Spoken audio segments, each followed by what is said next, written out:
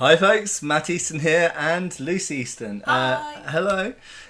So let us know if we are coming through to you and if you can hear us okay. Hopefully everything's working fine.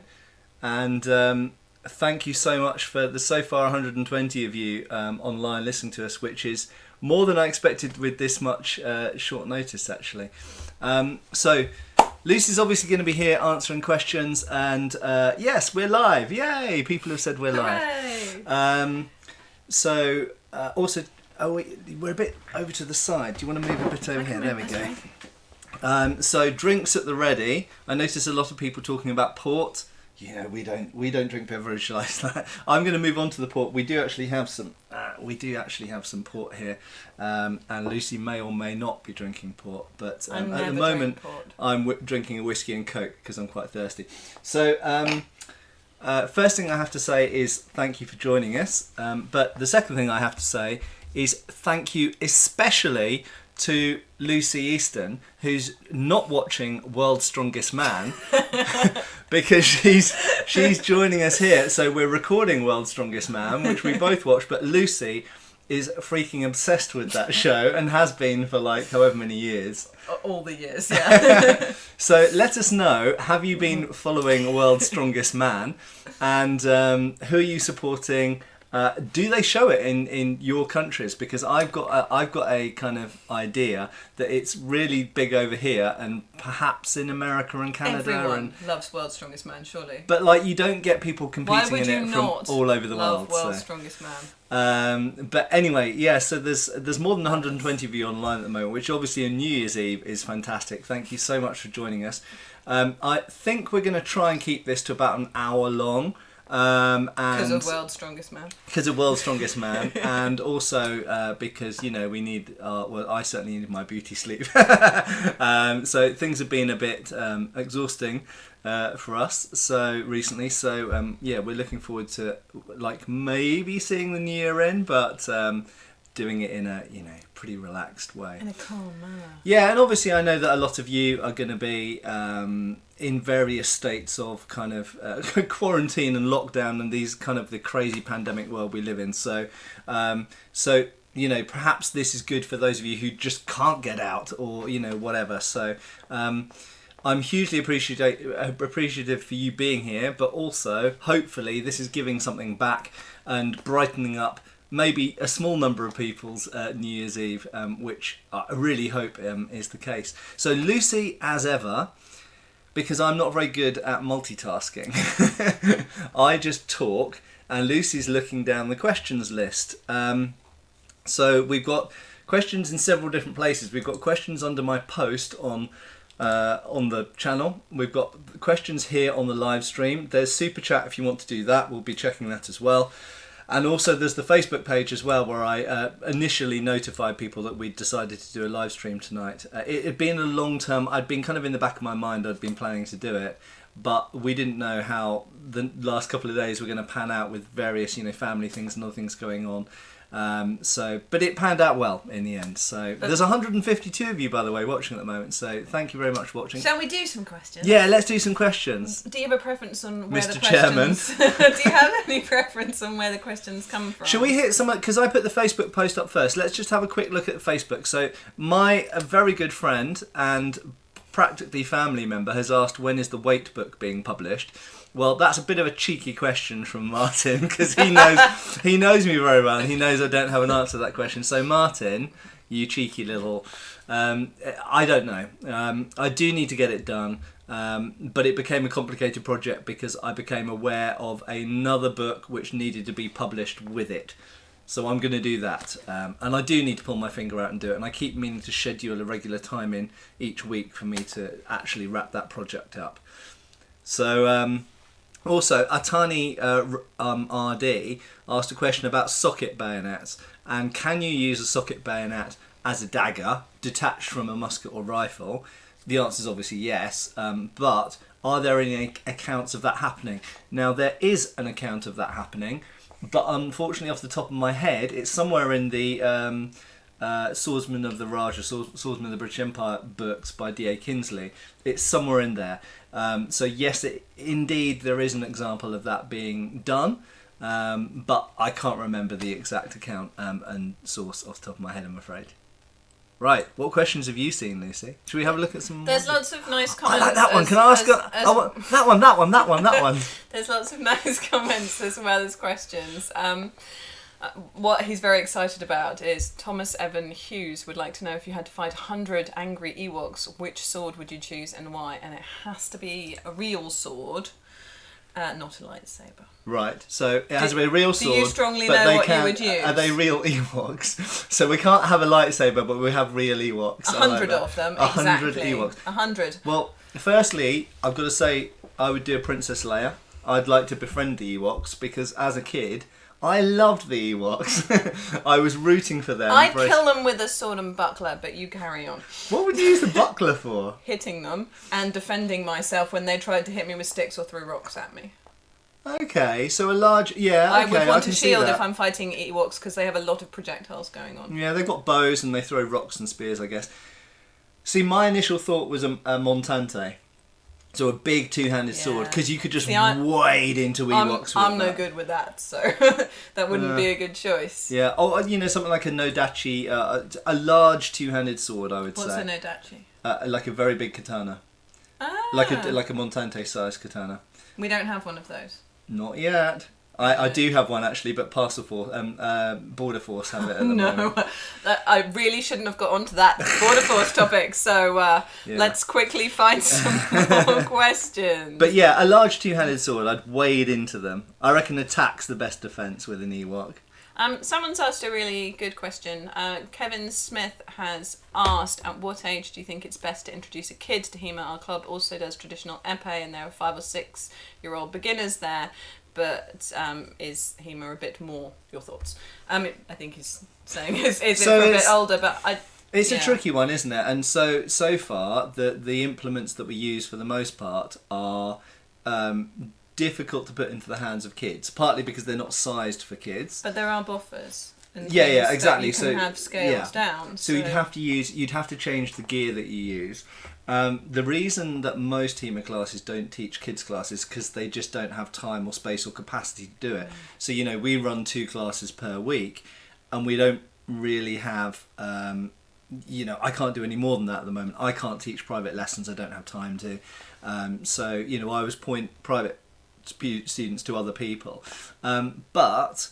I think it would be great. I think it would be great if we could get kids into HEMA earlier on, and I think that's the route to growth and future success and everything else, just the same as it has been with modern fencing or things like karate or judo or anything like that. So it's interesting that you mentioned judo, because my opinion on this has changed a lot since our daughter started doing judo when she was about 6. I would have thought that kids were too silly to do HEMA at that point, but actually their coach is running a really tight ship. They're having a brilliant time, and I think if we had appropriate equipment, like appropriately sized foam swords and things like that, actually I now very confidently think that you could run a class for 6-year-olds if you had the right instructor and the right kids.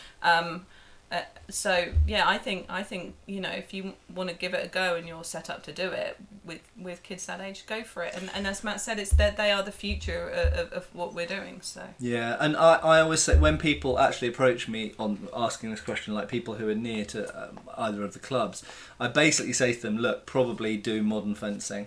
Get them doing modern fencing until they turn 16, and then at 16 we'll take them, because honestly there's nothing that you're going to do in modern fencing which isn't going to be useful to you when you start doing HEMA. And it doesn't really matter whether you're doing certainly any of the one-handed swords, so obviously small sword, rapier, sabre, these kinds of things, even backsword and dusak or whatever.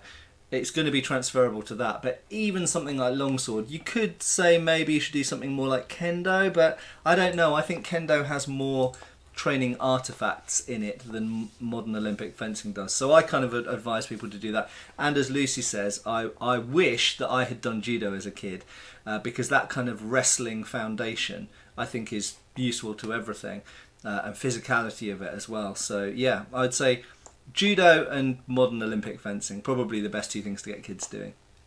Next question. I've got hair in my eye, sorry. Oh no. Well, you blink it out and we'll have a look down here. So, Robert Gross has asked, how effective do you think a Bronze Age spear would be against early Iron Mail? Oh, that's a really good question. The short answer is I don't know. So a lot of people have an assumption that bronze is softer than it actually is.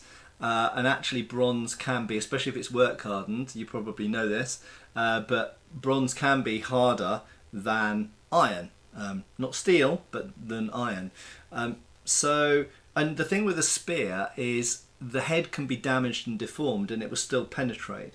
And iron rings, bursting iron rings, it's about basically shearing the metal or breaking the rivet. So I actually think that a Bronze Age spearhead could be effective against iron mail. Perhaps not as effective as a steel spearhead, but you've got to remember with a spear you've got a lot of force concentrated into a small area. So I think that a Bronze Age, but I mean this is something that maybe Todd and I should do an experiment on this. That would be fun. It would be fun. I think he'd be up for that. Todd is always up for things like that. So yeah, absolutely. I think I think that it would be effective, but we'd really need to test it. Can I just like to say there are now 240 people watching, which is absolutely awesome. We have a super chat there. Are you able to bring that one up? Do I click on that? I think you do, yeah. Woohoo! Okay. Shozbot! Technology.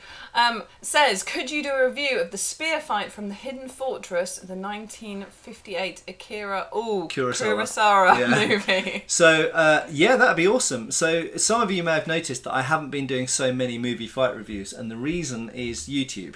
Essentially, YouTube's made it very difficult to get anything with copyrighted film footage published. And I don't just mean not demonetized. I wouldn't personally care about that. I'd still do them and just accept I wouldn't earn any money on those videos. Unfortunately, YouTube has, I think, been clamped down on by the people that own copyright. So it's very difficult to get copyrighted footage even on screen on YouTube now. Now there are people who do it. If you want to give me some tips and hints and clues of how to do it, clearly there are channels that put loads of footage up, even from Disney, Star Wars and Marvel stuff. I personally, when I try it, I have huge problems getting it up and published. So yes, I would love to do it, and I do know the fight. I do like that film. It's not at all my favourite Kurosawa film. It's okay. I quite like Hidden Fortress. My favourite is probably Seven Samurai, fairly typical, and Yojimbo. But I do know that spear fight, and yes, it would be a good one to review. So yes, I would like to have a go at that at some point. Thanks for your super chat question, Shozbot. We have another super chat, which is, does Lucy have a suit of armour? I do not have a suit of armour. I also don't do the type of fighting that happens in armour, so it wouldn't be... Would you like armour? An overly... Well, that's an interesting question. I should, by the way, some people have asked who I am, which is a really good question. I'm Matt's wife, but I also run the Woking branch of Scholar, so I am full HEMA as well. So Lucy, I met Lucy through HEMA, through running Fight Camp actually, however many years ago it was now, about 13 years ago, something like that. Yeah. I remember. Many years. Yeah, and so Lucy was a member of the English Martial Arts Academy as they were then, under Martin Ostwick, and then her. Anyway, she was a member of that group, and then we met at Fight Camp, and we happened to both be freshly single at the time, so that worked out quite well. There was no overlapping, really, quite. And it really wasn't. No. There was. Well, but anyway, yeah. And rude. Yeah, so there we go. So that's history. And we got married nearly 10 years ago. Wow, that's shocking, isn't it? How has that time gone so fast? Scary stuff. So Lucy now runs the classes in our Woking branch, and I run the classes at the London branch. Yeah. So we are Team Scholar now. So, back to the questions. Kent Hartman asked, what caused you to specialise in Italian longsword sources over the German ones, and what would be some of the things you prefer about Fiore over Maya, for example? So, Kent, that's a really good question. In short, because obviously I could witter on about this probably for an hour, but initially I actually wanted to work with German sources. So I am not at all Italian, and I am a little bit German. I'm mostly English, and I'm next most Scottish, and then after that I'm most German. So I had a slight, not that that necessarily matters. I mean, I studied Japanese and Chinese things as well, but I had a slight preference for the German stuff, and also there were a lot of German sources, whereas there's not many Italian ones. However, I had a lot of Italian friends, and at that time I didn't have many German friends, and it just so happened that one of my best friends at the time was a Italian medieval linguist. So basically we decided to go with an Italian source. Fiore is massive, and as you know, it's an amazing source. And also the other thing I should mention is I have some personal connection with Italy, in that my grandparents used to live there, and I've spent my whole life going to Italy on holiday, and I've always had Italian friends, and I could speak a little bit of Italian. So yeah, so I had, I suppose, a personal connection to Italy, and I suppose also to some degree a lot of people were getting into German longsword at that time, and I kind of thought, well, Italian's a little bit different. There was another part of that question. I've already forgotten what it was. I'm really sorry, I wasn't listening what to do your I answer. what do I like about Fiore as opposed to the German sources? I think was so. So it was partly the date. So I was particularly interested in the early 15th century, and a lot of the German sources are later. So I was obsessed with the 100 Years' War and the Wars of the Roses. So for me, Fiore and its related source, Vardi, fitted into this period. Obviously, there are German sources that do as well, but it was just basically that. I thought it was interesting. It was early 15th century, almost Battle of Agincourt period. So interesting period for armour, yeah. But I don't have anything against German longsword, and I have to be honest, we do a little bit of German longsword in our longsword classes because. You don't. Well, because I kind of think you need to understand what the enemy is likely to be using. So understand your opponents, and most longsword opponents you'll come up against will be doing German longswords. So. Oh, you want another question? Yeah, go for it. Someone asked whether you like Iron Maiden. That was a cool question. I do quite like Iron Maiden. I've seen Maiden live at Reading, and they were amazing. But I'm not a massive fan. I've always quite liked Maiden, but I'm not a massive fan. I would have been wearing the t-shirts if I was a massive fan. So you can tell. I mean, they got good t-shirts. Oh. So many Faith No More t-shirts. Well, exactly, and there you go. That follows. So Rob Walker, you're exactly right. I love Faith No More. So Faith No More are absolutely in my top 10 favourite bands. Yeah. So there's a good question here. Dante Cortez says, if I wanted to practice tactics and sword fighting like the ancient Greeks or Romans, what should I do? Oh, that's difficult. I mean, I essentially get in contact with... So Greeks and Romans, that's two separate things. That covers a big period of history. I would say if you're looking at the Roman stuff, talk with Roman reenactors and specifically the people doing gladiatorial reconstruction. Because within the reconstruction of gladiator fighting, there are a lot of people who do HEMA as well, and they approach it from a very HEMA mindset. So they use the sources and they actually spar, they spar competitively. So that's the kind of Roman stuff. Greek stuff, I don't really know. Talk to reenactment groups that do that period, talk to some experimental archaeologists. It's really kind of outside of my period of specialism. And it's difficult because we've got, certainly for the Greek stuff, we've got so few sources of how they used their weapons in one-on-one combat anyway. But it's super interesting and very much worthwhile doing. For the Roman stuff, we've got more material to work from, I would say. So it's easier to do for the Roman era. And you have to remember as well with the gladiatorial stuff is, although gladiator fighting is very specific, you've got different classes of gladiator and they're supposed to fight in certain ways with certain equipment, it was inextricably connected to the way that soldiers were trained. And when you take someone like the provocata, even the secutor and certain other classes of gladiator, the weapon sets that they're using and the way that they're using them is probably quite representative of how Roman legionaries were trained individually. but that would have been very different weapon set to a Greek hoplite, for example. So spear and shield is what it is. There are some people, I should mention LARP as well. There are some people doing Ancient World LARP, and some of it looks awesome. Some of it looks really, really good. So maybe looking down the LARP route as well, kind of historical LARP. Because one of the advantages of LARP weapons is they can give you a freedom of being able to hit each other without having to have too much safety gear. Cool. So, what about questions for Lucy? I'm answering everything here. Well, they don't know me. I'm just Some of the them guy do. in the chair. Blacktail XD would like to know whether there's any way that they can fix corrosion near the centre of percussion on their 1845 pattern infantry officer's sabre that they think happened due to the leather scabbard. Is it something they can fix? So, I mean, you can remove rust. It depends what the corrosion is. So if it's already eaten into the steel, you can remove the active rust, and you can even remove inactive rust, but you can't remove actually sort of, corrosion that's eaten into the blade. You can't remove it as such.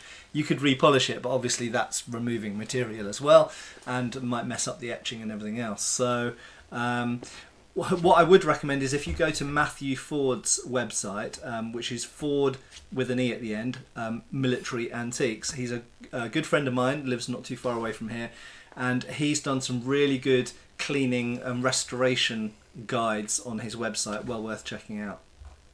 Someone wants to know how old you are. I'm 45, unfortunately. I'm not. No, Lucy's quite a bit younger than me. Which not is that there's anything good wrong for with me being and good 45. for it's good for both of us. No, yeah, nothing wrong with 45. And do you know what? I won't say who he is, but someone else I know in the HEMA world just turned 50, and I thought, well, I've got another. You've got to say who that is now, because I don't know. No, I thought, well, that's great, and I've got another 5 years until I'm 50, so I'm not that old. But I would say that in my youth, I think I lived quite hard. I partied quite hard, and I think I'm paying for it now. Where's my drink? I found several cool questions, and forgive So me, a lot of then people did a big old jump down the page, and I can't find them anymore. So a lot of people are asking to see Oscar, aka Cat Easton. He's in our bedroom asleep on the bed, I'm afraid. Yeah. So, but he's been shut in because it's New Year's Eve, so... But at a certain so time... at some point he will come and yell He at might us. come down and scream. So he's like, if you've got a cat, you might know this. When they've decided it's time to get some food, they wake up from their slumber, come to you and go, ah! until you feed them. Or lock them away. So we've got a super chat from Dominator 046. Dominator 046, I Great remember you name. well. Happy New Year from the USA. I emailed you that list of in a future video topics in 2021. Awesome. What are some of the things you are excited for in 2022 that you can tell us about? So first of all, thank you for sending that list. I actually was thinking about the other day, and I was thinking how few of the things on that colossal list I've actually got round to addressing. So I'm well known on my channel for saying, well, I used to. I don't think I do so much anymore. No, you really do. Because they've several comments of like, the other week when you did this, you said yeah, you I say on a future video. I'll address that in a future video, and then Dominator there put together a massive list. You need a PA to write down your future. Well, that's what videos. Dominator is, and you got a job. made a huge document listing all the things that I should talk about in the future that I said I would. Oh dear. Yeah, so I just mentioned that Beowulf, just go up a bit. So Beowulf Schaefer said that, I quote, I think Thane Thran did some tests with bronze spears versus sheet steel and mail. I think you're right, actually, and I'd love to see Thran. I know Thran's still out there and well, but I'd love to see him making videos again, because I really enjoyed Thran's stuff, and I know a lot of you did as well. So there's, two people particularly that I would love to see start making videos again. Thrand and Ian Laspina, and I'm sure that a lot of you watching this channel would agree with me on both of those.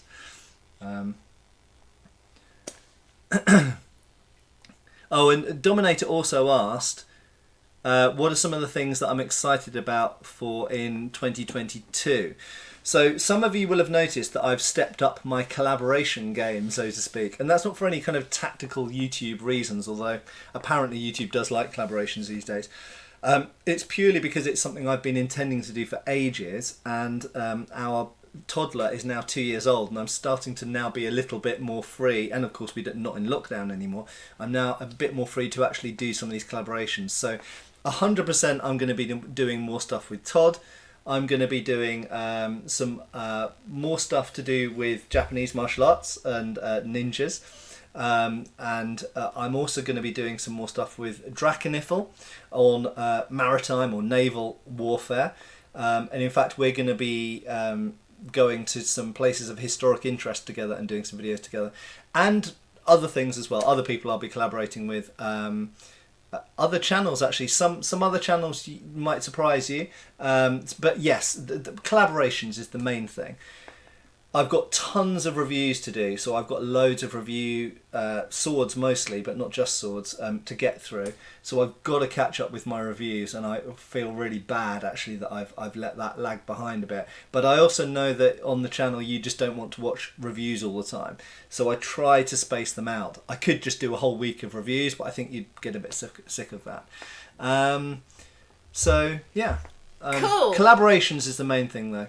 And mini documentaries. I'm not going to tell you exactly what, but I've had a new idea for mini documentaries. I don't think I know this new idea. No, Lucy doesn't. We're all in the dark together. Yeah, so I think, because a long time I've been saying I want to do more documentary-ish type videos, but I've had an idea for mini documentaries that I think could be quite cool. So there's a great question here.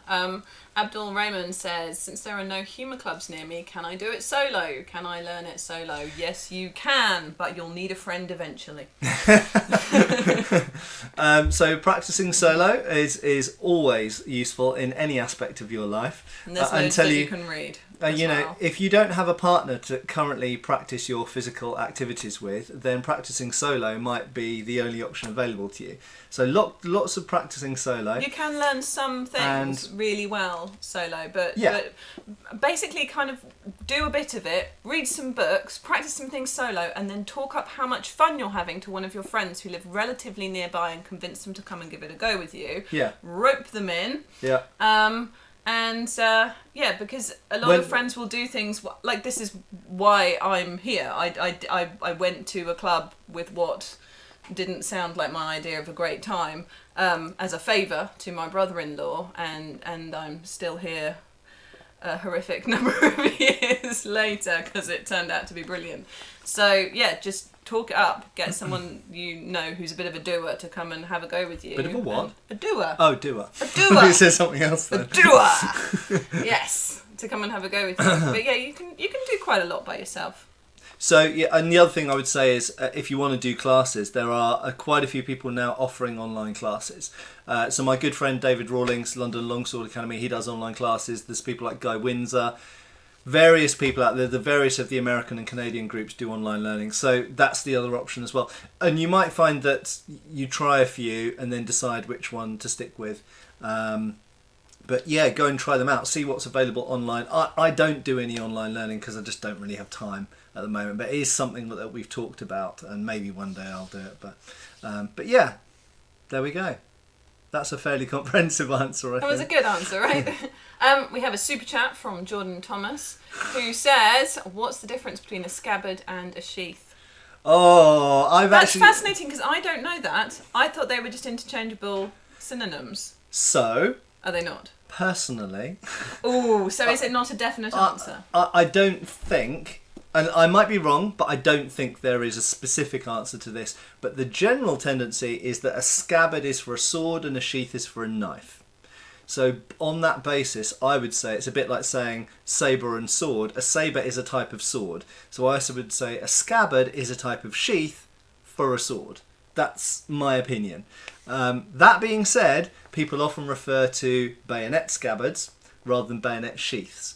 So I don't know. In my mind, a scabbard is for a longer blade, but I might be wrong. Robert Shell would like to know where he can find reputable antique arms dealers. Him. Yeah, but do you know what? I mean, I only have a finite amount of stock on my website, and for various reasons, I put stuff up and it seems to go fairly quickly. So there are dealers out there who are equally reputable, and more reputable maybe than me. But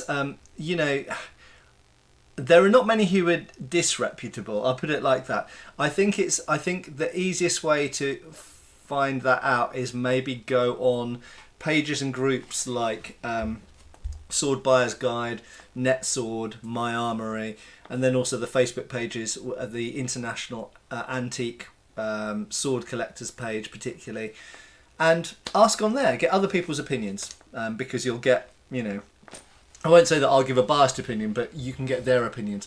And they'll say people like, they'll say me, they'll say Paul Wilcox, they'll say Matt Ford, they'll say Michael D. Long, they'll say West Street Antiques. There's a whole bunch of very reputable antique sword dealers around, particularly in the UK. I just realised I just mentioned UK dealers there, but if you go to like there's Fagan Arms in the United States, and there's various, but it has to be said, the UK does have quite a lot of antique weapon dealers because we've got a lot of antique weapons. Hurrah!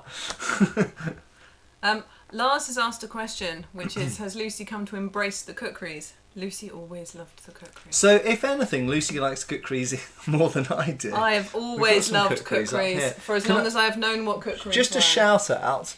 So, I'm putting a video out tomorrow, which you'll see this on also. But Kailash blades, if you want a modern cookery, they are just freaking lovely. And this one hasn't been reviewed on my channel yet, but they are just really, really nice if you want a modern one. And of course, if you want an antique one, there's various... Right in your face. Sorry, there's various good dealers online as well.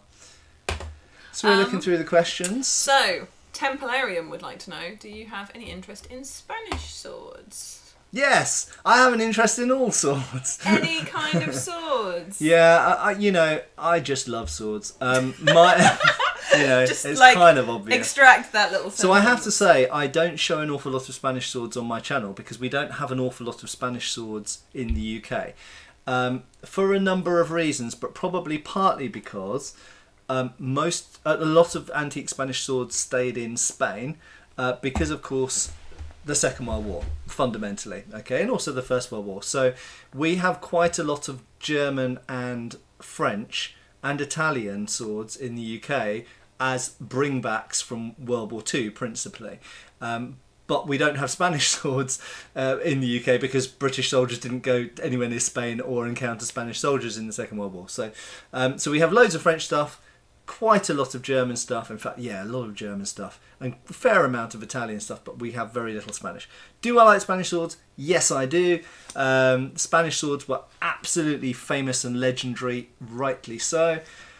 My particular favourite Spanish swords are Bilbao, I'm not very good at pronouncing Spanish words, cup-hilted broadswords, essentially.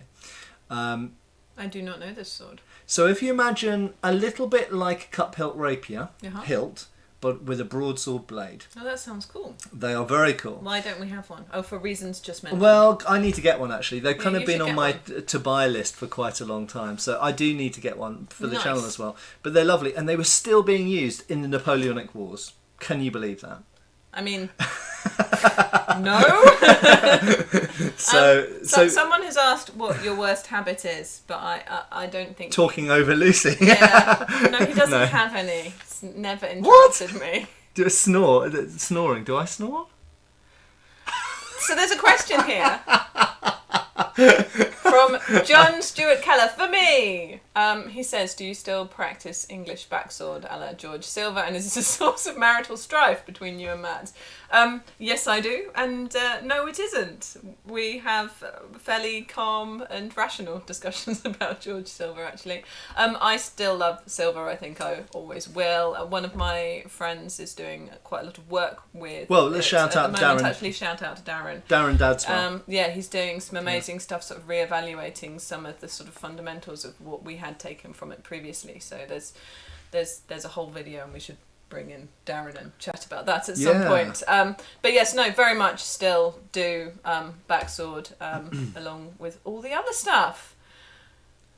Someone up there, sorry, we scrolled past so I didn't see your name, but someone said do a video on the Godendag. I wanted to know how that was pronounced. Godendag, yeah, it just means good day. So what is it? In Flemish, I think. It's a big stick with a point on the end. Is it a bit like a small spear? No. It's, if you imagine a long cudgel, so Yes. a quarter-staff length cudgel that widens towards the end like a really big hitting stick. Right. Yeah? Yep. So almost like a caveman club, but elongated. Yep. To like 6-7 foot long. And then on the end, it's iron shod with a spike sticking out the top. That sounds like fun. So you can use it as a spear, you can use it as a short pike, and you can whack really hard with it. Someone thinks you look like a young 38-year-old. Scott McGregor says, Happy New Year, folks. Do you drink scotch? And if so, what's your favourite? I like Highland Park and Talisker. Taliskas, I mean, yeah. So I've got to, being completely honest, Scott. We and drink hi, Scott, cheap whiskey and port. Yeah, so I like mixing whiskey with things. So I just buy bog standard supermarket whiskey. I think it I like drinking Famous supermarket Grouse. whiskey straight. Yeah, Jack so like Daniels. Famous Grouse, and I mix it, and I know it's absolute sacrilege, and I mix it with Coke. But I do like whiskey, but I'm not a whiskey connoisseur. I probably am more of a port connoisseur than I know, which is typically English of me. So. Someone's asked if I get mistaken for your daughter. Yes, I was once it only did happen. once when we were looking at buying a house. That was entertaining. Not my favourite day, I have to say. We did buy that house though. Yes. Stan Kittrell says, I have a tall with slight movement in the hilt. Is there any way to repair that? Is that something you can explain for him? There 'Cause there is, but it's hit and miss. So I have tightened up. What you have to do is heat it up. Okay. Now I read various things on the internet that said that you could dip the hilt in boiling water, and this would be hot enough to soften the resin, and then it would reseat itself. Now I tried this with 2 different swords, and it wasn't hot enough to do anything. I ended up using a blowtorch. That happens a lot.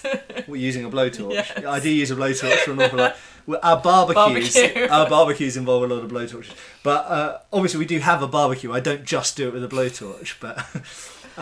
But yeah, so I kind of like a paintbrush. You sort of waft it over the hilt, and of course with a metallic hilt, you're not going to burn anything. Don't do this if you've got silver.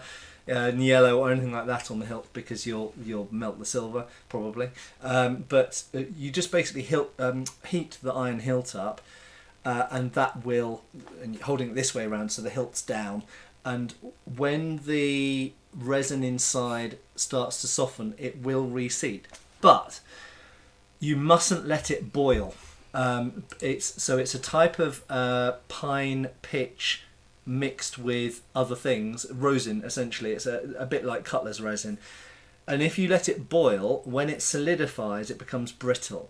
So as my understanding of it, and so I'm not an expert, but this is my knowledge as it stands at the moment, is you need to soften it and liquefy it perhaps, but not let it boil, so not overheat it. If it boils, then it's a bit kaput. And what I did when it did work is I basically softened it up, and then I just I held the blade and the hilt stable while it re-solidified, and when it did that, it was all tight.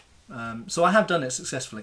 I have also taken the toolwire hilt off and saved the pitch from inside as well. That's the other option. You did do one very successfully, didn't you? Yeah, I also did one that just wouldn't seem to tighten up. It wouldn't seem to stop the movement or the rattle. I think there wasn't enough resin in there, basically. So I hope that's helpful. So there's a question I'm really going to like here, which I'm going to assume is aimed at you. I want to answer. You look sort of muscular. Do you work out, or does doing HEMA make for a great workut for itself? You're now his favourite watcher. God soul. So no, I just do HEMA basically. He occasionally uses a treadmill. It was yesterday I did, yeah. No, so I've decided I need to improve my cardio. So we do have a running machine which I've started. Well, I used it yesterday, You have? and I need to do it again tomorrow. But I did used to when I was younger. I used to lift some weights when I was younger, and I was on the school athletics team. So I used to run and throw javelin at school, and I used to do weights a bit.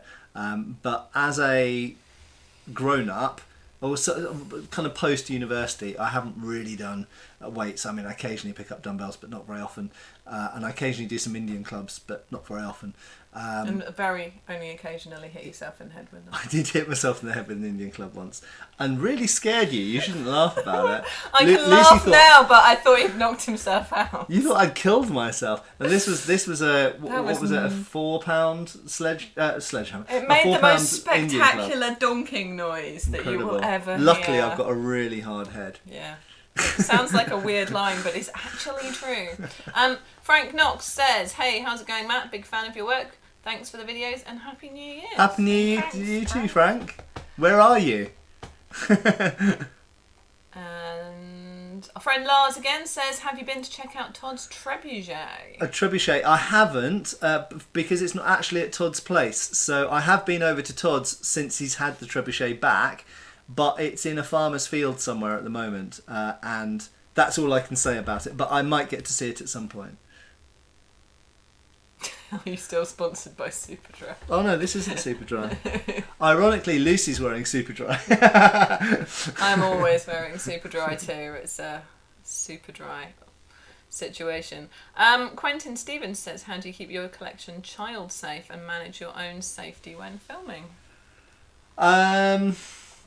So in terms of child safe, basically everything is in either in this room or locked away.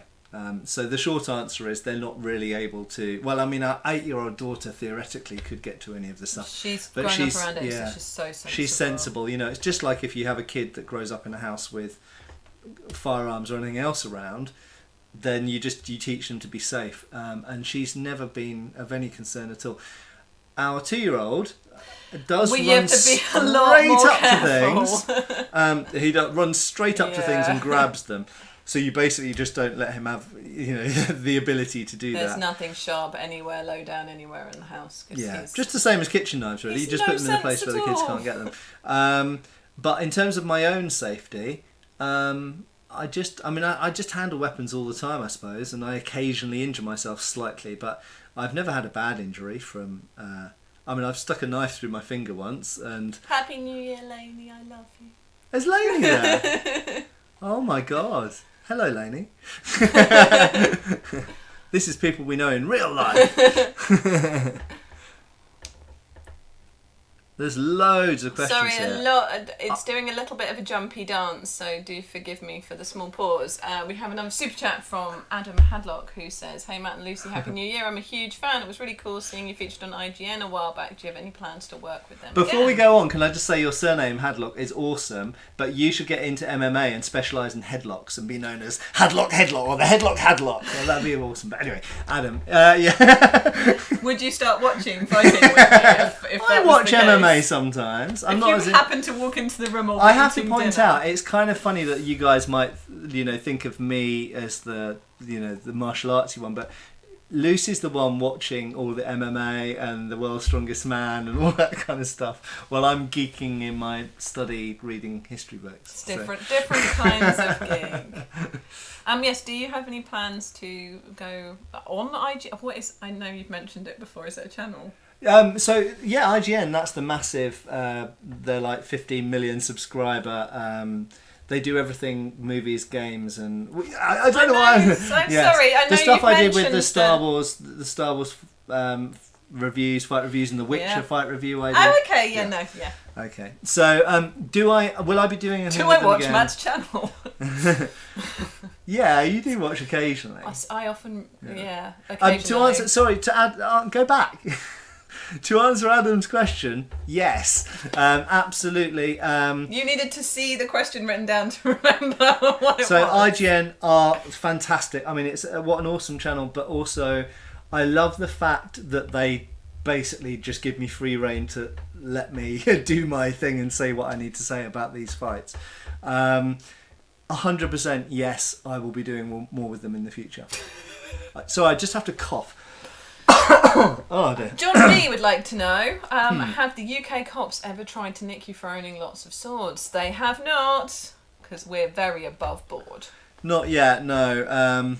Not so I was once training some people out on a public common, like a public park, and the police did pull up, and the window came down on the police car, and he looked at us and he said, "Are you sword fighting?" And I said, "Yes." They went, "Okay then," and the window went up and they drove off. And I've always wondered if I'd said we had an equivalent sort of thing in the park when we trained in the park in Farnham for a while, where a police officer came up and was like, "What are you doing?" "Sword fighting." "All right then." Yeah. We went. Yeah, so it's, the UK is not the easiest place in the world to live and be interested in the things that people watching this channel are interested in. And I hands up, I have to jump through so many hoops with, importing curved swords now is a complete ball ache, and I hate it. But, I also shoot, I own firearms and stuff. So I think in a funny sort of way, the fact that I'm known as, that I've got a firearm certificate, I've got a shotgun certificate. They also know that I was a civil servant working in Westminster for more than 15 years. So I think these kind of things, I won't say I'm on their radar or registered or whatever, but I think it kind of helps sometimes when you do lots of related things. And I have to say, I always mention my YouTube channel, my fencing clubs, all this kind of stuff. So yeah, but UK is a little bit. You have to know the law. For any UK people watching this, knowing the law, because the police often don't. Okay, that's the fundamental fact. Yeah. Often, I literally only weeks ago had to explain the law to a policeman, because often they don't know the law, especially when the law's changed several times in the last few years on curved swords, for example. So know the law in order to defend yourself. Yes, and know, so far so good. Know your rights, and know also that you're obeying the law. There's another great question here. Question? Another great question. A lovely question from DG Forge. They say, have you ever tried to get bladesmithing lessons? Would be cool if you ever did a video or videos learning how to make your favourite sword. We both would really like to. I have forged a blade, and it's in that drawer down here. Do you want to see it? I don't want to open your drawer and it to turn up on the camera. So this is a drawer full of. You might have to slide backwards a little bit. Drawer full of crap. It's a drawer full of knives, amongst other things. Can I find it? That's the question. Among the other Yes, knives. I have found it. So I am good friends with Paul Binns, who is a rather legendary smith. Oh, I thought it was. I thought that was your finger for a minute. No, it's a cloth. You get off the drawer. I'll do this. Here is a knife I forged from a bar of metal. There we go. And I didn't put the grip scales on. Actually, Paul put the grip scales on for me. But and he heat treated it as well, actually. But I did forge that. And I'd like to point out it has a single bevel edge, and it has distal taper, and I rather like it. It's a sort of, I don't know what it is really. It's a shank essentially, but it's got a knife. It's got a good edge on it. You could use that for anything. And I really specifically decided to have this canted grip, pistol grip, whatever you want to call it. And I think that when you have owned lots of knives and swords and you've studied them for as long as I have, you have a basic idea of what makes a good blade. Yeah, I knew that I wanted a single bevel. I knew that I wanted distal taper on it, all of this kind of stuff. And I think it really helps knowing about them, even though you might not know anything about forging or hammering. You know what the end product should look like. But we know everything about forging because we watch Forged in Fire. To answer the question, yes, 100%. We both watched Forged in Fire loads, didn't we? And then they changed the presenter, and it wasn't as fun. Yeah, we're not so keen. I think it's dwindling now, but which is a shame because I really like it as a show. But 100%, we'd love to learn to make knives. I think knives, almost more than swords. So- I'm kind of happy for other people to make swords Oh yeah, for I'm me. not, I'm not really interested in making But swords. I like the idea of Yeah. and I just wish I'd had a bit more time to do it. And I did buy a gas forge, and I've not used it at all. Yeah. So that's on the to-do list, isn't it? In a parallel question, in Robin Hood, Prince of Thieves, Alan Rickman claims that Spanish steel is stronger than English steel. Is there any truth to that? Yes. So quite simply, Spanish steel was famous, and I always thought this was a Renaissance thing, sort of 16th century onwards. But in my studies, I found a reference to Henry V in around 1413, 1414, I think it was, purchasing 12 swords of Toledo steel to give as diplomatic gifts, including to the King of Hungary and various other places. He was a relatively new king, and he wanted to give extremely prestigious gifts to kings around Europe, basically to try and make alliances against the King of France.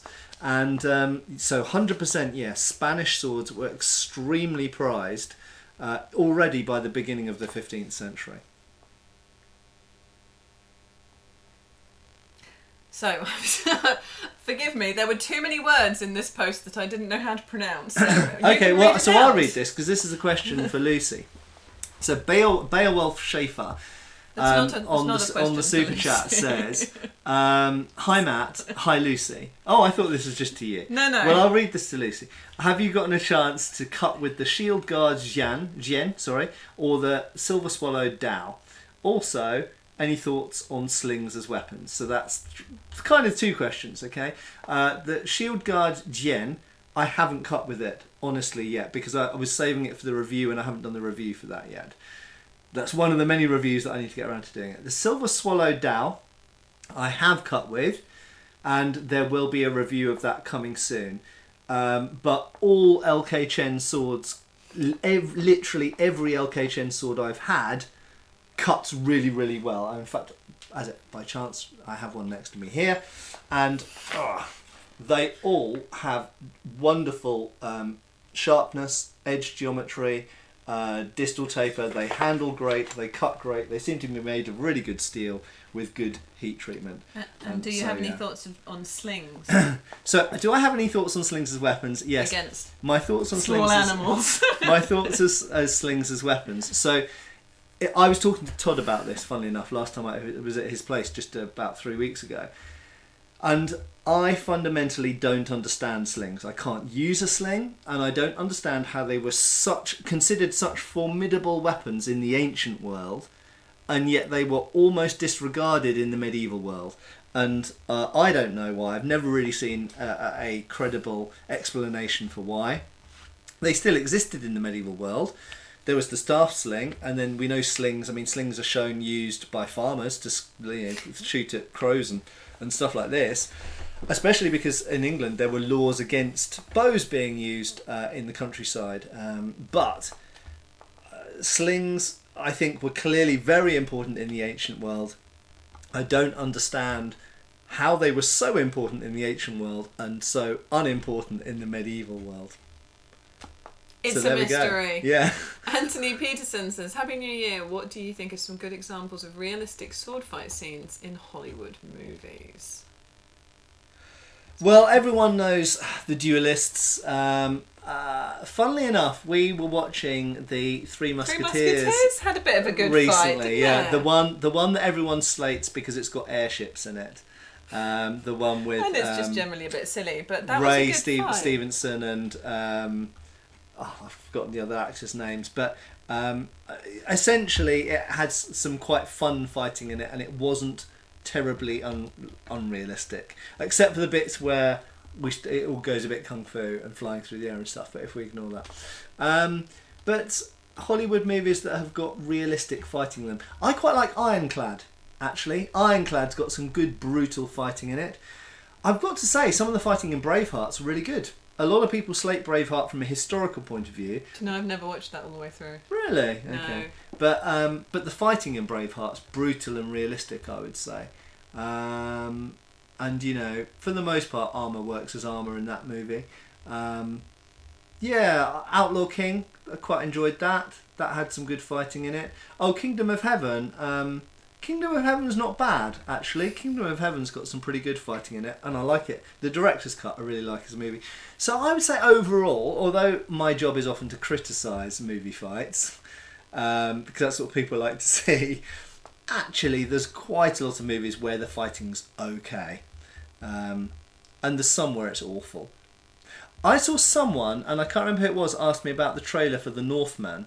That was in this bit. Yeah. So Roma Invicta says, my question is, have you seen the new movie trailer, The Northman, and are you going to see it? Are you excited? It's directed by Robert Eggers and his historically accurate clothing. Everyone's favourite. So Roma Invicta, thank you very much for posting, and love your stuff. And yes, 100%, it looks awesome. Okay. Whoa, we just loaded a load more questions. It's been pointed out to me that some of the costumes are a couple of hundred years later in style. I'm not a costume expert, but some of the armour is a little bit fantasy, but I understand that some of the scenes that we see in the trailer are kind of dream, kind of legendary mythological sequence maybe, but for the most part the weapons and armour looked great to me, and the fighting looks really exciting. I am super stoked to see that movie, and I'm 100% going to be watching it. Yes. Also Hollywood movies with good fighting. Last of the Mohicans. I love the fighting in Last of the Mohicans. That is a wonderful movie. Really love it. A lot of people are commenting on how far behind in the comments we are. That is a twofold issue with them loading a little bit slowly, and Matt's excellent skills at elaboration. Can I just say, Epi Floyd asks, what sort of historical firearms do I shoot with? Principally muzzle-loading revolvers. I own a Colt Dragoon, which I love. To get distracted. A Colt Navy, which I don't love so much, even though I know they were historically more popular. I prefer the Colt Dragoon. It's bigger, it's more fun to shoot. It doesn't get as many mechanical problems as the smaller Navy does.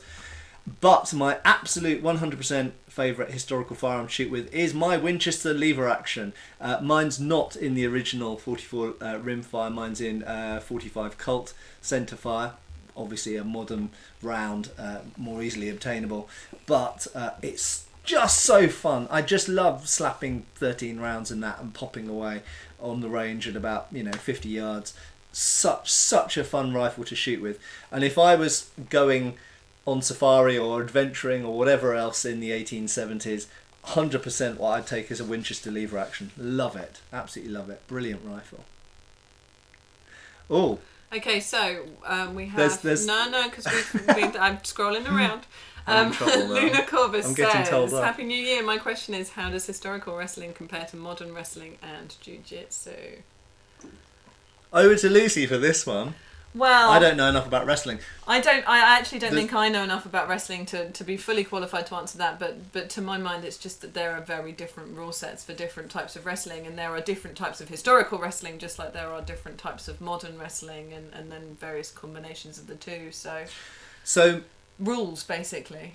Yes. In my mind, is what makes them different. But it goes both ways, doesn't it? Because if we look at historical wrestling, if you look at Cornish hug wrestling from the 18th century, for example, it has very specific rules which dictate the techniques. Yeah. They govern which techniques you can use and which ones you prefer to use. Things like how long you can be on the ground, whether you can be on the ground at all in some cases, whether you're allowed to choke people, how long you can. Well, there's lots of traditional historical wrestling styles where if you throw someone on the ground, that's it. That's the point, isn't it?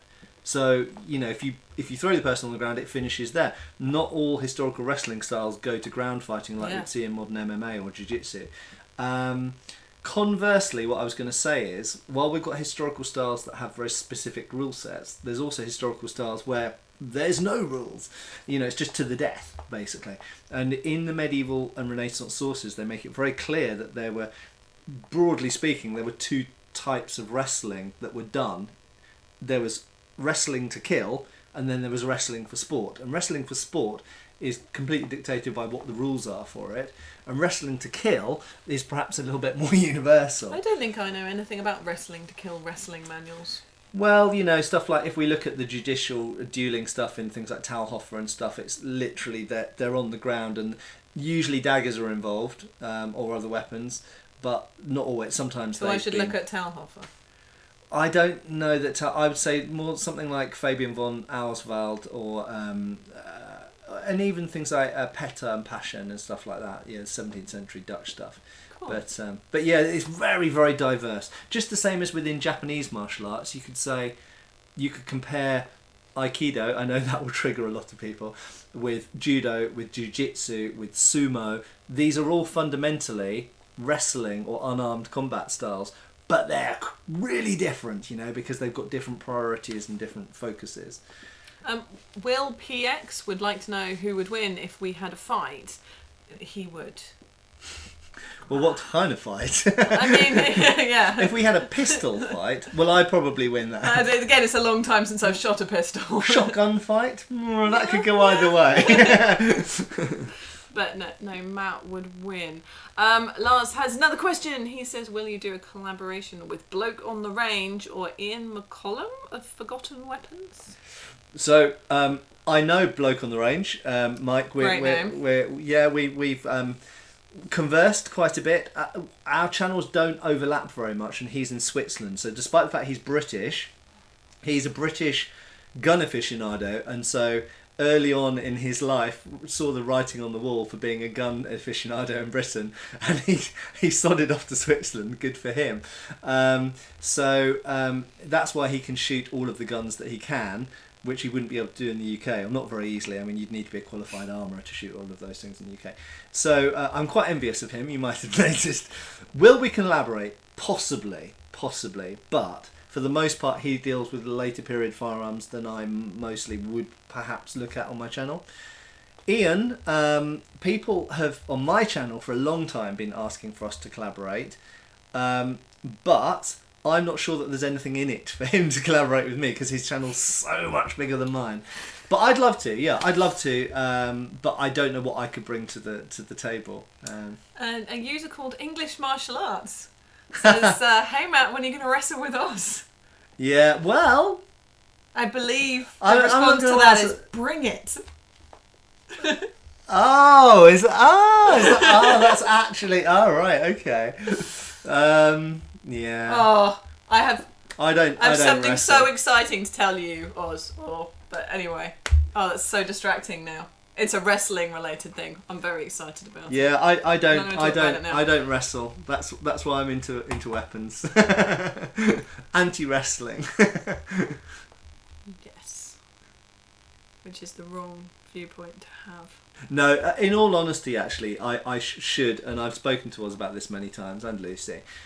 I do need to do something with my wrestling capabilities, because fundamentally I have an ambition to do more things in armour. I wasn't laughing at what you were saying. And fighting in armour, quite simply, involves a lot of wrestling. Now, a lot of people will be screaming at their screens going, yeah, well, so does longsword, so does Messer. It's true. However, if you're significantly better with your longsword or your Messer than your opponent, you shouldn't need to do very much wrestling with them, because that's, the weapon's there to finish the fight primarily.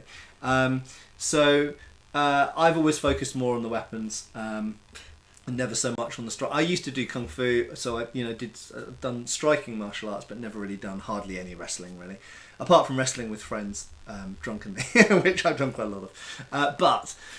Read from that what you will. Any thoughts on the sword of Gryffindor or goblin-made swords in general? How much would you pay for one if they existed? Good luck answering that question. Sword of Gryffindor. Oh, Harry Potter. Sorry, I just had to realign my brain. I was thinking Lord of the Rings. Okay, Harry Potter, right. The sword of Godric Gryffindor. Oh my god, I hate it! Do you know the sword? Do I know the sword? It's so annoying. So Godric Gryffindor, I'm going to go off on one now, I warn you. Godric Gryffindor was essentially late Anglo-Saxon. Okay, he's supposed to be 1,000 years ago, pre-Norman conquest. So what type of sword should he have? That's right, a kind of late Anglo-Saxon, early Norman era sword. He shouldn't have this stupid pillow sword that they have in the movies that's incredibly narrow blade. It looks like something that Napoleon would wear to a dinner party. It's awful. I hate that sword. But goblin-made weapons, I don't know enough about them in the Harry Potter lore. I suppose they're supposed to be good. Yeah. I'd love to have a weapon that was made by some mythological, species and made using technology beyond what we have. Because, swords are just sharpened bits of steel at the end of the day. I'd love to have something that was super duper +5 and never got blunt and all that kind of stuff. Be awesome. So at some point when I was scrolling around, someone asked if we still have a bearded dragon. Yes, we do still. Ray, have the bearded dragon. We won't wake him up. Best bearded dragon ever. His heat lamp's off now, but he's brilliant, isn't he? He's what lovely. a lovely pet. If you're ever thinking about getting a reptile, if you don't have one yet, bearded dragons totally get our vote because they're one of the few reptiles that actually seem to quite like being handled. I mean, I know some people say certain types of snake do as well, which might be right. We've not had a snake yet, although Lucy wants to get one. But bearded dragons, they seem pretty tough, pretty resilient and friendly, and relatively, for reptiles, easy to look after. You just have to get the initial setup right and get the heat lamp right. Not too much heat, but not too cool. Please don't listen to Matt when he talks about the setup for bearded dragons. Well, go to Snake Discovery's YouTube channel and. So this is a shout out to Snake Discovery channel because they need one and with their 4 million subs. If you want to collaborate, then give me a call. If you want to talk about crossovers with Harry Potter swords and the best sword reptiles for a bearded in dragon. the Harry Potter world, we're there, man. Yeah. And I think our daughter Lily will also want to be in on this video. She'll research it for us. We still have a house and garden full of animals, of which Ray is an awesome one. Let me just look at, because I've just been looking down the side, and I just look at the other places where people can ask questions. I'm going to have to hit the port in a minute because my whiskey and coke's about to run out. I thought that was just a Coke and that you were being a moderate person. We should also start to wrap this up in the next 10 minutes or so, I think. Because I know a lot of you will be wanting to get ready for the big party. New Year's party. Yeah. Party on.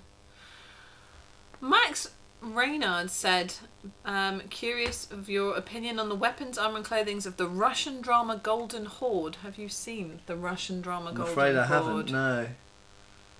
In which case, sorry. It sounds cool though. I guess it's about Genghis Khan.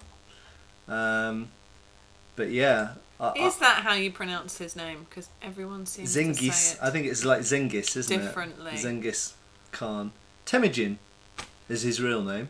Trinidad the Island Man would like to know if there's any chance for breakdown and evaluation of the Ralph Fiennes sword fight in the Rafe? Rafe Fiennes. That says Ralph. Yeah, it's spelt Ralph, but it's said Rafe because he's quite posh. If it's spelt Ralph, it's Ralph. No, if you're posh enough, you can decide how your name's pronounced. Oh. In the Ralph Fiennes sword fight in the last act of the Kingsman movie. So I haven't seen it. I'm not good at choosing. And it looks quite cool. I've seen the trailer actually, and I've not seen any of those movies, so I probably won't see that one for a while because I feel that I should watch them in the order in which they were released. So it's possible that I'll do it, but probably not anytime soon. Adrian Birchall would like you to know what you think of the energy shields in Star Wars: The Book of Boba Fett. Did you like them? Boba Fett. Boba Fett since I was a child, so still Boba Fett. Boba Fett. He says Boba. Fett. Well, he might do, but he is wrong. No, I have to point out here, I've always said Boba Fett. I didn't really like those energy shields. I thought they were awesome. I didn't like them. But you know that shield technology exists in the Star Wars universe. Correct. So, why wouldn't you have... the other thing I would say, though, is that if energy shields exist, aren't they the obvious thing to use against lightsabers? Because a lightsaber wouldn't be able to cut through an energy shield, would it? Yes. They cause too many plot holes. That is I'd not actually thought about that. Oh, so a different kind of energy, maybe. I mean, I suppose you could. A Jedi would have got other things. If someone came at them with an energy shield, they could still just force push them. Are lightsabers legal? Yes. Because they're not curved. Yeah. Don't make a lightsaber curved. Then it instantly becomes a prohibited offensive weapon. And they will say, "Oi, mate, you got a license for that." There you go. Oh, Move your legs. There you go. Right. He's shown up. And right on cue, as predicted. Alma Squatch would like to know whether you're into paleontology. Yes. We love a bit of paleontology. Yeah, I watch it's Benji Thomas and various other. I watch various and the thingy Eons. PBS, is it Eons? Anyway, a couple of YouTube channels I really like. I don't watch them religiously, but when they pop up in my feed on YouTube, I do. I love dinosaurs. I mean, who doesn't love dinosaurs? Lucy loves dinosaurs. Both our kids love dinosaurs. And what is your favourite dinosaur? so, my favourite dinosaur is, without a shadow of a doubt, Allosaurus. And Lucy's favourite dinosaur is... Triceratops. I think Triceratops was my favourite when I was a kid, actually. Closely followed by Ankylosaurus. Ankylosaurus is a good one. I would say after Allosaurus, I have quite a big fondness for baryonyx, which I didn't even know about as a kid. But there was a baryonyx, the most complete baryonyx found in the whole world, was actually found not that far from where we are here. A about pet half an hour's snake drive. was really killed in the original Friday the 13th film. Well, I hope that's wrong. In front of the horrified snake owner. Oh my god. Well, I hope that's a New Year's mistake. Wow. That's very upsetting now. Yeah. I think I might leave. See, I have to be honest, I'm not really bothered by snakes, but Lucy and our daughter really like them. And we've got a friend who's got a... What's Gavin got? It's a ball python. A ball known python. in this country as a royal python. A royal python. Yeah, it's got a lovely But yeah, snakes are... I prefer things with legs, basically. I like lizards. I'd quite like a leopard gecko. I think they're super cute. Rafe Fiennes. Rafe. Yes, Rafe Fiennes. Rafe Fiennes. He's not that posh, he's just a thespian, so I think he pretends to be more posh than he is. Whereas I pretend to be more of the people than I am. Exactly. Energy shields kind of screws up the setup from before, like why didn't the elite troops use them? Yeah, basically, I don't... Apatosaurus. Oh, Apatosaurus is a great dinosaur. As I understand it, Apatosaurus is the same as Brontosaurus. So, I'm not 100% sure on this because I confidently said that to someone and they were like, well, no. And then I was like, oh, no. Because sometimes they decide two things, they're actually the same thing. They're just slightly different, versions of the same species. And then they change their minds again 5 years later. It's quite difficult keeping up with dinosaur information. So you'd think snakes are nearly dinosaurs, but actually birds are closer to dinosaurs, which is Yay! really awesome. Dinagon agrees that Allosaurus and Baryonyx is a good pick. Thank you. That is a good pick. But, I mean, what dinosaur isn't? I quite like the swimming dinosaurs. So for sauropods, I love Brachiosaurus. I like the shape of Brachiosaurus. So I like them because they're tall, rather than Diplodocus, with its little head and its long tail, just looks a bit weird to me. Because I grew up in the 80s, I like sauropods that have their necks upwards, and Brachiosaurus is still like that. And one day I would love. So I've been to New York, but I didn't get to go to the prehistoric museum, dinosaur museum natural history museum in New York, and I would love to go there because, as I understand it, they've got a Brachiosaurus. How there. far is it to fly from Florida to New York? I don't know. You tell us. How long does it take to fly from Florida to New York? I'm imagining they're both East Coast, so I'm imagining an hour. I'd guess.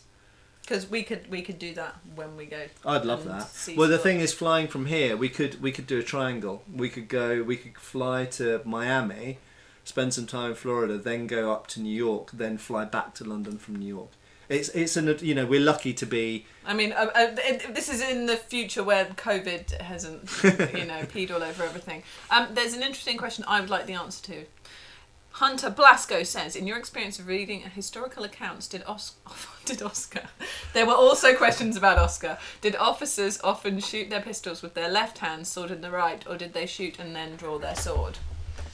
Well, to discuss I thought it was shoot let's and just, then let's draw just their pull a revolver out.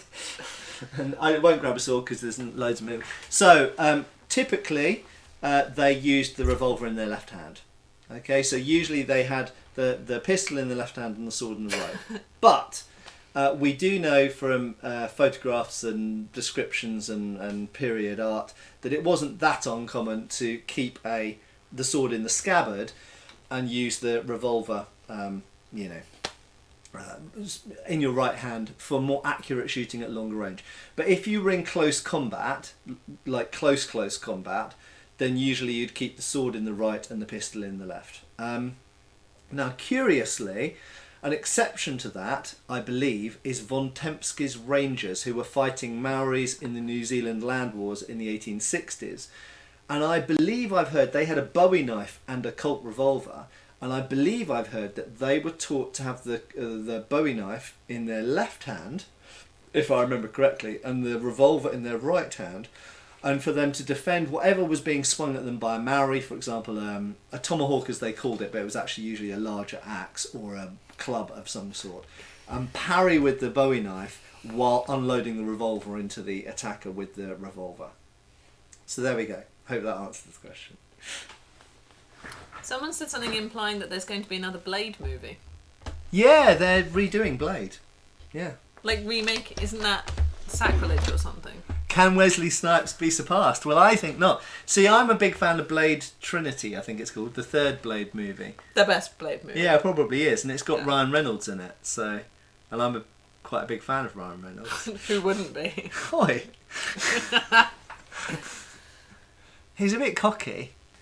I mean, that's not appealing, obviously. If you were to compare the Chaos Omega, if you were to compare the balance and feel of a wakizashi to a European sword, which one would be most similar? So when you're holding a wakizashi, which... It depends on the wakizashi. So, I mean, you see I've got a few antique ones up there behind, and I've got 2 modern replica ones as well. And they all handle differently to each other. But the most similar handling between the most similar handling European sword to a wakizashi, I don't know. Japanese swords have a particular feel of their own. They don't particularly handle like any European swords, because European swords tend to have more distal taper. Archaeopteryx, another great dinosaur. Oh, but it's a bird dinosaur. No, but it's the crossover dinosaur. You love it. But Archaeopteryx looks silly. Oh, so there's another. So someone said, "So is a chicken a dinosaur?" There's a video on that on the channel called Clint's Reptiles. Clint's Reptiles, another one. If you want to watch I Do with YouTube, so you asked just watch Reptiles. You asked Lucy if she watches my channel. Well, that's what she's actually watching, is reptile-related channels. Yeah, all the reptile channels. There's some really good reptile channels. There's some really good dinosaurs being. Yeah. I saw Deinonychus and Velociraptor. Apparently, it's about 2.5 hours from Florida to New York. Really? That long? Yeah. Wow, America's big, isn't it? Right. God.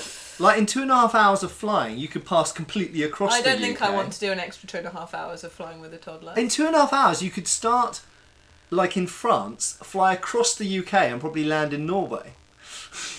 Oh no, it jumped around and I don't know where everything's going. Don't worry, I'm on it. I think we're close to... Oh, Quetzalcoatlus, the giant flying one that's the size of a giraffe. That's amazing. I love that one. That used to eat baby sauropods, they reckon. Wakizashi is weightless because it's mythical. Matt is Ryan sexual too. I mean... Who isn't? I'm on a bit of a Henry Cavill thing. He is well on a Henry Cavill thing. You have no idea. No, I just... He's been trying to get Henry Cavill to be his friend. I don't let Henry Cavill near him. I don't fanboy very often, but Henry Cavill is just so goddamn likeable. Like, I started watching things to do with The Witcher. You know, like interviews and stuff. Sure, yeah. And I was like, my God, this guy's really charismatic. And he's interesting, and he plays Warhammer. So I don't know how those two things work, but he's got cool interests, and he's sort of out and proud about it. When you say cool? No, come on, Warhammer's cool. No comment. So, Adam Hadlock again. Thank you, Matt, for the excellent fighting name. Here's a fun question for you. Which fantasy weapon do you think would be the most practical for use on a 15th century European battlefield? Well, the problem is, thanks for the question, Adam. Most fantasy weapons are based on real world weapons, aren't they? But at the current timing, if you've watched my recent videos, I have to say the Klingon Batleth. I think, and I'm going to put my money where my mouth is. Anyone who says that the Klingon Batleth is a rubbish weapon, let's put it into the ring. We'll train some people up with Klingon Batleth. Phasers in Star Trek count as a weapon, where you can just stun everybody by pointing a button at them, and then so that would be my favourite fantasy weapon because it's infinitely practical. Annoying conversation? Oh, not there anymore. Death Star. Death Star. It's got to be. It's an Uber tank for space. But Death Stars are you're always able to take them out, aren't you? They always have like a magic off button that just makes them explode. Shit, isn't it? Yeah. Such a shame. Damn it! If they just stopped building those into their design. Magnus Horace would like to know what your favourite weapon of all time is. All time. Oh. Is it gunny? No. What? Revolver? No. I don't know. I don't know. I don't know. Why do they assume gravity has stayed the same when they reconstruct dinosaurs where there's spots on the Earth with less gravity? Is that true? No. That's not true. There aren't spots on the Earth with less gravity. Because gravity acts... It's too long since I've done physics. There aren't spots on the Earth with less gravity. Gravity is dictated by density. So anywhere on the Earth is going to have... It's too long, man. I'm looking it up. Certainly in high school physics, gravity is... I was going to say High School Musical. And I was going to in the High School Musical. The gravity is consistent. Can we just show... Look, Oscar, make your... There we go. That's what everyone's really here for, we know that. What a good cat. Oh, where do you see yourself in the MCU? He was literally telling me this earlier. It's as Loki. I didn't know you were going to share that with hundreds of people on the YouTube channel, though, did I? Sorry, I thought it was a good fact. Well, you think you're Black Widow. I mean, I'd love to be Black Widow. I don't think I am. There if I'm we going go. to be someone. But then I'd have to die, and that would be a shame. Do you know, I really love that guy, I don't know his name, but he's like a rock guy who's in Thor Ragnarok. He's like Thor's buddy. Oh, he's awesome. He's like Kiwi or Australian. He's really cool. No, but I mean, there's nothing like me. Loki, probably. In reality, I'd be one of the people walking in the background somewhere. Yeah, it's gonna doing their shopping. I'm not gonna lie, it's Loki.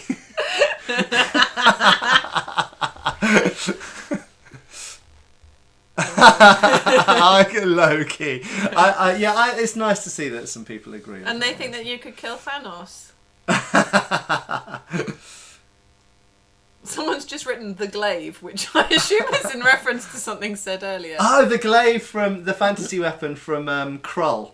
Is it Krull? No, it's not Krull. It's. Oh, what's the fantasy? What weapon is best for a dinosaur if they Krull. can hold it? Which dinosaur, Jeffrey? Come on. Which dinosaur would you like to know how we would arm? T-Rex. They'd need a really long sword, wouldn't they? I think a Spanish rapier. I mean, I think, yeah. So it's not going to work out for him, is it? Even Death Stars need ventilation. I don't think you meant to ventilate rockets. It has like its own breathing stuff. Death Stars need ventilation in space. I think if they do have ventilation, it's a really big design flaw because everyone's going to get sucked through it. Have you not seen Aliens? Or Alien? Do they use vacuum of space in both?